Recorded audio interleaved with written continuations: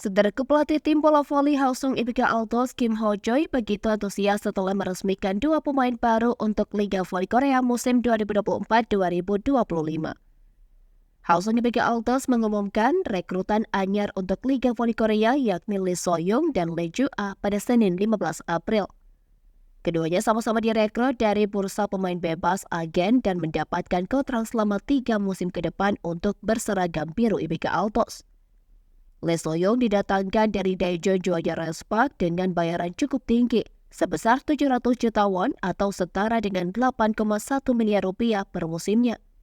Adapun Lee Ju-ah direkrut dari Incheon Hankook Life Pink Spider dengan gaji sebesar 400 juta won atau sekitar 4,6 miliar rupiah per musim.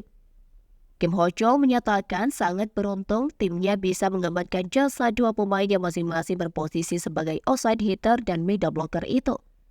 Kim menaruh harapan besar kepada Lee So-young dan Lee Ju-ah, di mana keduanya diharapkan mampu mengisi posisi pemain inti Hwaseong Ibika Altos pada musim depan.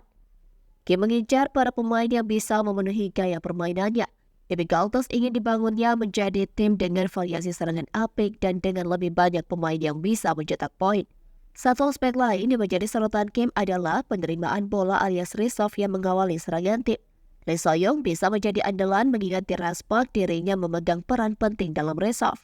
Pada putaran keempat dan kelima, pemain tim nasional putri Korea ini menembus 10 besar dalam statistik reserve dan D.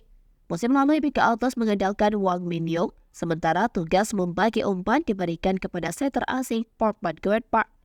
Belum diketahui apakah juara Liga Voli Korea 3 kali ini akan mempertahankan setter kenamaan dari Thailand tersebut untuk musim depan.